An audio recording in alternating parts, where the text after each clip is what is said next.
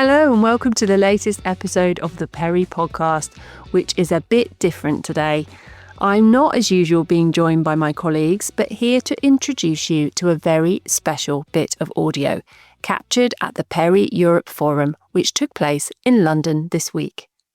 Now, if you could not join us, you may be experiencing FOMO for all kinds of reasons, but perhaps mostly for missing a rare and exclusive onstage interview with Bruce Flatt, CEO of Brookfield Asset Management, an interview led by PEI's Editor-in-Chief of Real Estate, Jonathan Brass. It was standing room only as Bruce shared his insights on a range of subjects, and over the next 35 minutes you can hear what he said. Listen in to this unabridged interview, which covers his predictions over private markets growth, his attitude to risk, the impact of trade tariff volatility, and why he believes today's real estate environment is a place for making really easy money. It began with Jonathan asking Bruce about the growth of the business since 2010, the last time he took to the stage to share his views with PERE's audience. At that time, Brookfield had just raised $5.5 billion for the Real Estate Turnaround Consortium, capital raised in the wake of the global financial crisis to invest in distressed real estate. That vehicle was a non-discretionary club, and Jonathan wanted to know if it was this innovation that set the business on a major growth trajectory. Back in 2010, I remember asking you a question from the audience to gauge your comfort raising so much money in this sort of atypical, non-traditional basis where you didn't have discretion. But you know what you told me then? You'd said investors were retrenching. They're worrying about the issues they have in their existing vehicles. And that had prompted you to try something a little different to the classic blind pool commingled fund. Would you say it's a stretch to suggest that that little bit of innovation there at that time is a major reason you have a $270 billion AUM real estate business today? So look, I think taking care of clients' capital and being innovative and trying to meet their needs is the number one thing we all have to remember we're here for every day. Those that manage capital for others.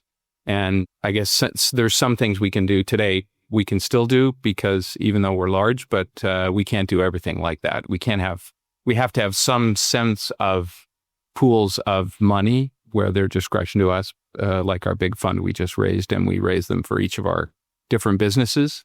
But Jonathan, I'd say what we try to do with our institutional clients that are larger or that have the ability to do it is to continue to create bespoke things that meet their needs. And probably the biggest thing that's happened over the last number of years is we have a big fund, but our large clients want to have capital that they invest beside us. And so by creating either SMAs that are discretion to us that we're investing on behalf of people or co-investments from big institutions, it allows us to, I'd say, just offer things to people that they can't get most other places. And that, I think, probably the thing that a lot of people forget about is that every day we're here to serve our clients, and we need to make sure that the things we do service them. And when we started off 30 years ago raising money from institutions, I don't think we understood that.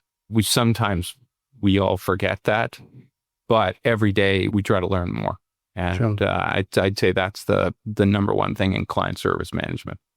Yeah, well, I'm glad you're talking about your clients. I guess you would probably also refer to them as your customers, and it's the bedrock of why you do what you do. If we fast forward to today, and I'm thinking about some of the stuff you said back in 2010 and comparing it to today, obviously you've got your discretion now. The fund series is irrefutable as success, but there are some striking similarities when we think about the tone of the moment. And, maybe it's the denominator effect, maybe it's a lack of distribution. I'm talking real estate specifically here. From existing positions, investors have had a hard time justifying fresh commitments to new vehicles. Yet you guys bring in 15 billion plus, and you're talking about co-invest and sidecars. The number might be much bigger than that eventually that invests alongside this strategy. Let's unpack the why. Relative performance going to play a part. Is there something else though? What else plays a part? I think there's a couple things. There are not that many large global real estate institutions. Back then, there were 10. Before the financial crisis, there were 10 large sponsors. We were one of the 10, probably in the lower part of it. If you fast forward today, there's really only 2 large sponsors in the world. So if you have large amounts of capital, you want to deploy it, you want to put it on a global basis, and you want to do it with people that have been around a long time and have a track record, you don't have that many choices. That's one. Two, I think the environment is similar to then, but it's very different right now. In the financial crisis, and I'll just use an example because we're sitting here in London, we were involved at Canary Wharf. Lehman Brothers, as you know, all know, went bankrupt. Their building emptied out and we had 1 million square feet vacant overnight. And that happened around the world in every financial market. And while the mindset over the past number of years was that people went home and all office buildings were vacant and all retail nobody was ever going to go to, that wasn't actually the facts. So the fundamentals today in real estate are really strong. After the financial crisis, the fundamentals were not strong. So I think that's the big difference, and why I agree with the presentation a second ago, is that the fundamentals of real estate around the world are actually very good. What's wrong today is that there are many capital structures which aren't built for the current rate environment or the financing leverage that's in place. And therefore, that's actually the opportunity. The opportunity is to, and what we've been buying in our big fund of late, is buying properties that have excellent fundamentals, but that are over leveraged, or I don't mean over leveraged. They're just, leverage is not built for the current interest rate environment. Therefore, it's really easy to make money. It's hard when you have to go build an office building or take all the risk to lease one or build industrial brand new or hotels or whatever you're going to do. When you're just buying completed real estate with fundamentals that are strong, which are almost fully leased, it's really easy. You just strip the capital structure and do a little bit of work and you can make a 20% yield. This is easy money. So today is a really easy environment to make money in real estate, I would say, versus many other cycles, including the financial crisis. This is way easier. The risks we took then versus today are far less today. Yeah. Well, listen, I hadn't planned on asking this question, but I think you provoked me. I've got to go off piste a little. You talk about fundamentals in place, talk about existing assets versus having to build them. The contrarian view, if you look at that, remember that slide that Harm put up there with the one person in the auction room. And now I'm thinking about offices. I'm thinking about Brookfield, and, a couple of years back, you're essentially chasing a narrative. You don't want to be the canary in the coal mine on offices, at least in terms of perception. But am I reading through what you're saying that actually this is pretty opportune time to use some of that opportunistic dry powder you've got to really lean back into this space? Well, most of what we've been buying is multifamily in the US, and I'll come to Europe in a second, but I'd say 80% of what we bought in the big fund so far has been multifamily, because multifamily was the lowest cap rates, the most financed, and at the lowest coupons. And it was the sexy play to buy during COVID. So everyone bought it and overfinanced it.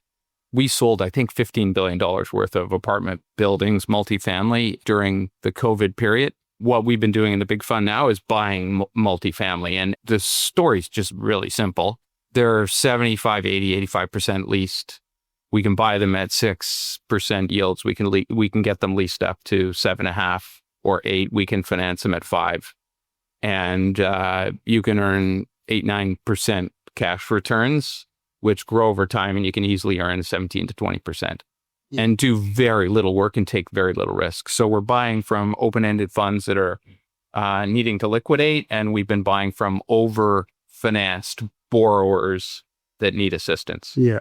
And I suppose critically as well, given this foggy environment we find ourselves in, you can truly believe and underwrite the secular story behind the requirement for residential. There's greater demand generally. It's just about dealing with the in-place business plans. Yeah, I would say, on just to your office comment, we don't really buy office in our opportunistic funds because office takes a lot longer time to mature, and we never ever want to be caught in limited duration funds. That's it. We don't want to miss the cycle. So we tend to stick to student housing, multifamily, industrial, things that we can turn over quickly, because this is a buy, fix, operate, and sell game, as opposed to in our permanent capital structures, sometimes we buy or buy an office. The opportunistic stuff, the money's on a timer. I get that. Okay, let's switch gears a little bit and talk about the role of real estate in the wider institutional portfolio these days. I love this question. I ask it quite frequently, but I want to hear your perspective here. What do you feel is the primary function now for real estate in the portfolio in your kind of perennial quest to match investor liabilities?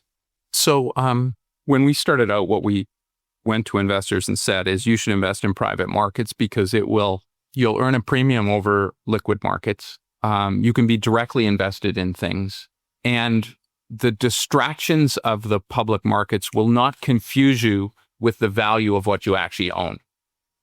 And I think probably more importantly, the latter point. Yes, you earn more. Yes, there's many other reasons to be in private markets, but the single most important reason to be in private markets is that you do not get distracted by a public market volatility for the value that you own.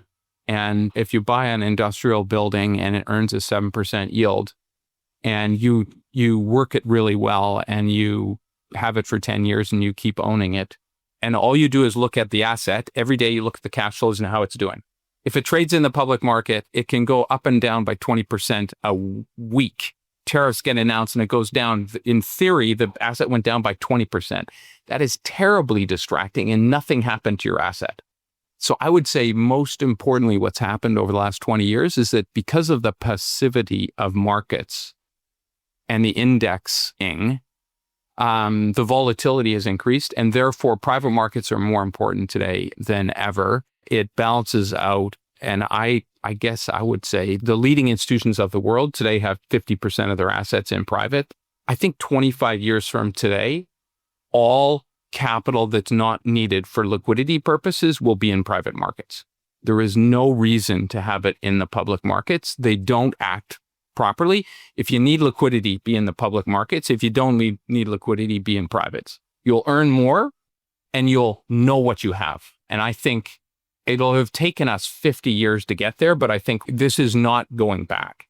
When you say all capital, are you including other forms, retail, other types of money, getting into private markets? Yeah. So look, I think on balance, 50% of institutional money, because probably on balance, 50% is needed for liquidity purposes because sovereign funds don't have any liquidity, but pension funds and other things do. We're just scratching the surface today at private wealth. So 401ks in the US, savings accounts, et cetera, for retirement. And I see no reason why it's at 2% today. I see no reason why that won't be at 30 to 50% 25 years from today, because the only thing that's different today is that what we have to do is to create pools of capital that can accommodate private individual investing. That's harder to do because of the liquidity issues that are demanded by regulatory agencies on private wealth. But increasingly, we're all figuring out how to do that. So I think it probably won't get to the same extent because regulations over time will loosen, but they probably won't loosen to the same extent. But I think it's going to increase very exponentially. And as you know, that's where a huge amount of money is in the world. Yeah. And I obviously we track your business very closely and we know that's not lost on you. And I have questions later on in my list here to talk about managing these different types of capital and the dynamics that you have to contend with that.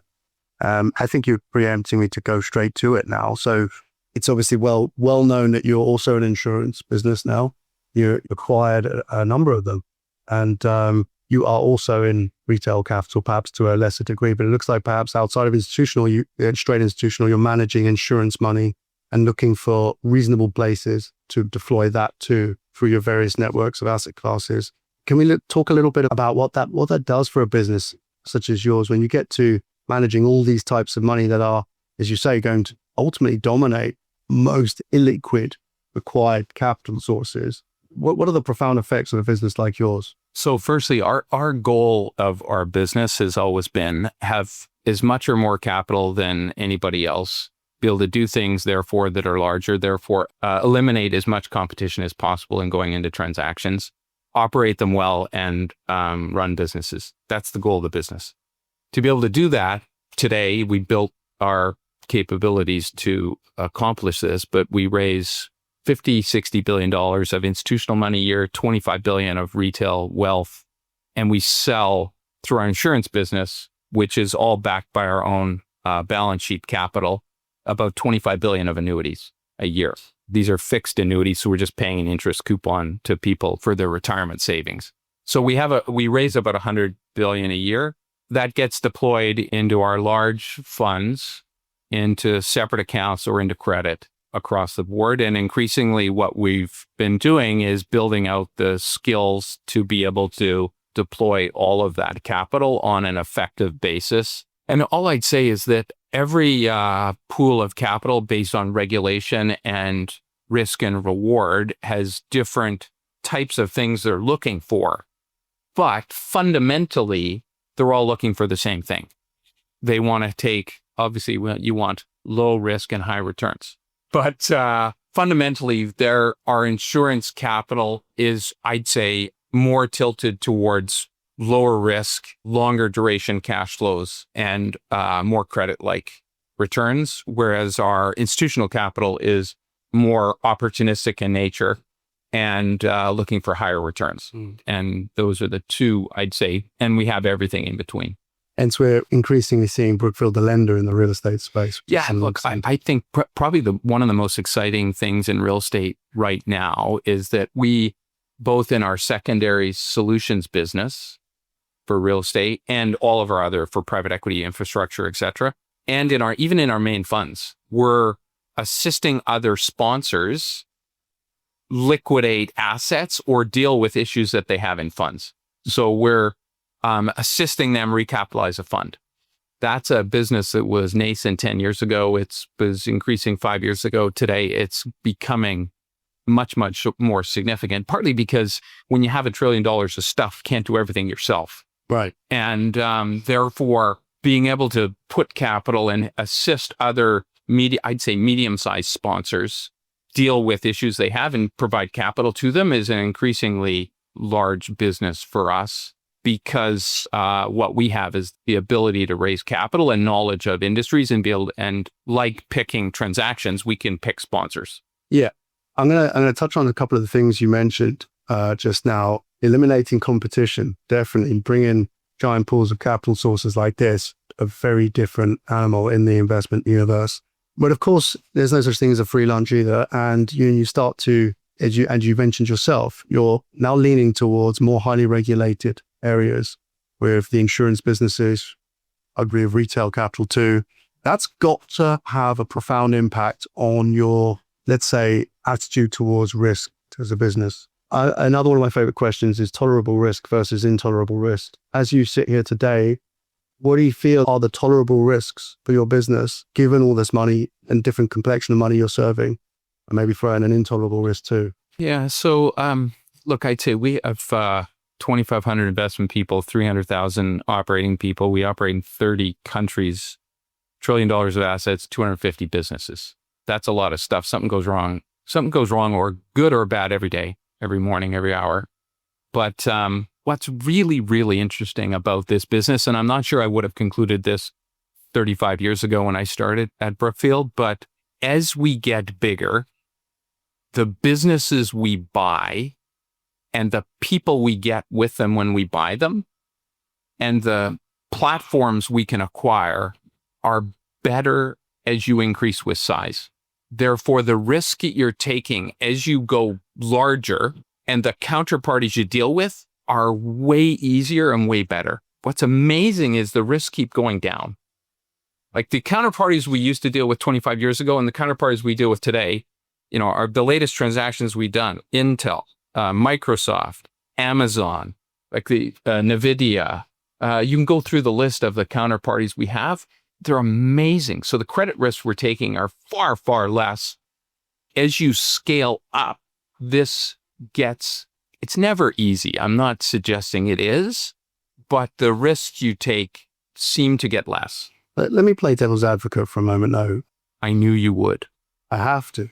We're putting on a show here after all.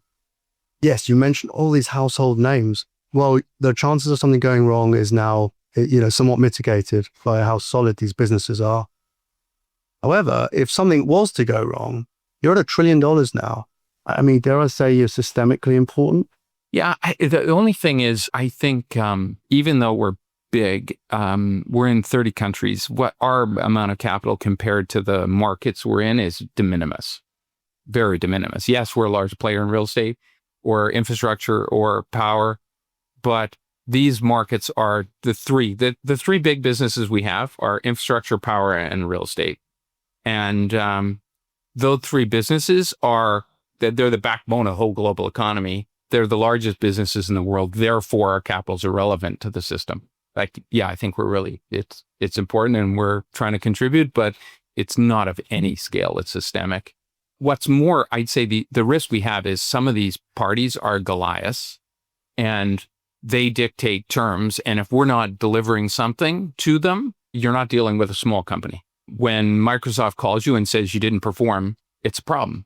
Therefore, you're dealing with very large companies. So the attention to detail and the ability to make sure we perform for them is really, really important. Yeah, that makes sense. I have to ask about political risk. I mean, given the environment we're in right now, where does that fit into today's equation? We sit with a month ago on the 90-day tariff suspension. I think about what this episode is doing to global connectivity, and I see central banks as well. Now, even they're diverging with the treatments of their base rates.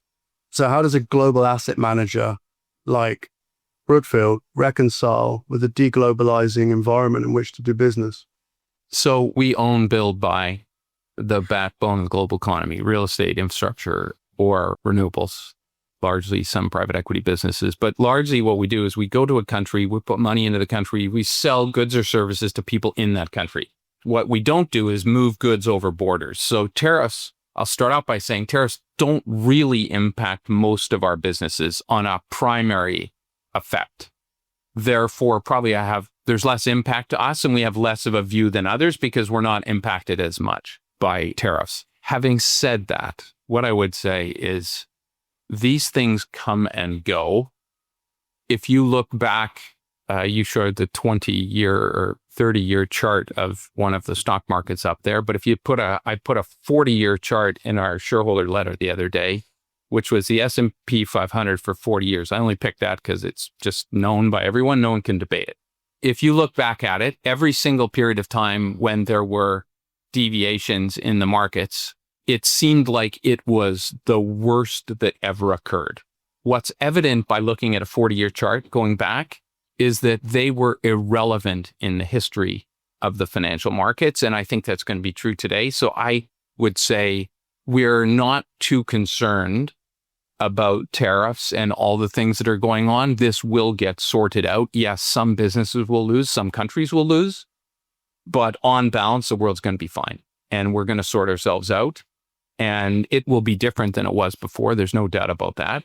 And we need to pay attention to it. But in the fullness of time, what's really, really important in business is going to good countries, investing with good people, and investing in good businesses and holding for long periods of time. Yeah. So it's going to get sorted out. A lot of folks who sit in chairs like yours, they can't help but wanting to get involved in how it gets sorted out. I kind of get a sense with you that you'd rather keep an arm's length, sort of safe distance from the political world, the regulatory world, and you basically operate within what's being set. Yeah, right. Yes. I've only had one job for 35 years. That's run Brookfield. I don't intend on having any other. We keep to what we do and we're apolitical. So the cards get dealt, we deal with them. Look, as you get bigger and you have businesses that are affected by countries, you have to observe and be involved, but we try to stay out of the fray. Yeah. So I promised our audience can have a chance to ask a question here. Do we have any takers to that offer? One in the front. Behind you, 1 sec. Hi, thanks, Bruce. Those were inspiring words, and thanks for clarifying where you are in this current market. I'm curious. You've gotten so large. We hear this about the other B quite a bit. how do you kind of refrain from just buying beta when you become such a large buyer and seller in the market over time? You have so much capital put out. Can you really be, savvy about finding value? So I think these are really, really large businesses, real estate infrastructure, renewables. And I think the markets are very inefficient because of passive indexing and because of just all the conditions that are on many investors in the world. So even though we have sizable amounts of capital, I can tell you, I look at every single transaction that we do. I go through the investment memos. They're all pretty value-based. And so I don't know, someday, look, are we as good as a local sharpshooter in a country, in a city that develops something? Probably not. But increasingly, either we're doing something because of the size of our business, therefore we get advantages because of that. Or if we need that local expertise, what we're doing is we're partnering with that company or individual and we're giving them capital to be able to facilitate that transaction. So we try to have a balance of, I'd say our business today is balanced by providing money to entrepreneurs or other sponsors in some form or way to be able to take advantage of the local markets and using large scale capital to buy for value. So I on balance, we're doing that. I'd say where things get lots of capital is going towards it. Sometimes we just have to stay away. And, the one example I give is for a few years, data centers were highly sought after. And therefore, a lot of capital was going towards them. And there were not very many platforms for doing it. And therefore, we stayed away for a while. We then bought a lot of them. And we're back today again, just because of the size of capital that's needed in the AI build out. Okay, so we have another question here in the front. How's Brookfield using AI? Are you using it at all in investment processes? Right, in case the audio didn't pick that up, the question is, how are you adopting or using AI in your investment processes?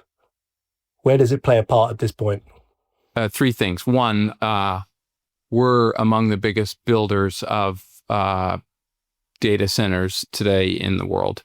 This is, and increasing, it's going to be a bigger business. And it fits people always ask me, is it real estate infrastructure or power? And it's all of the above. Fact is, and there are different types of it for different types of funds. Second, if I leave you with anything on AI, my observation is it's early stages, but do not miss it. So often I think to myself, did I miss it? And therefore, or should I pay attention to it? The fact is you haven't missed it, but you better pay attention to it. So we are paying attention to it. Yes, we're building all of those things. The benefit we have of being a large scale business is we have 250 businesses and we're sharing intelligence across them. The last thing I'll say is the real money, the obvious money is made in the technology businesses. The real money is going to be made in the application of artificial intelligence to real businesses, which therefore reduces the costs or increases the revenues. And we may see margin increases in many businesses, not by 2% or 3%, but by 50 to 100% because of artificial intelligence. And I think that's part of the reason I'm optimistic is underlying what we see in our businesses. As that happens over the next 10 years, the productivity advances and therefore profit enhancement is very significant coming. And so we see that underlying thread of what's going on right now. So I'd say what's going on in the tariff stuff, all this stuff is short term. What's going on in the fundamental long term of business with artificial intelligence is almost game changing for fundamentals of business. How about I leave with that? Yes, I think that's a great full stop. Bruce Flatt, everybody.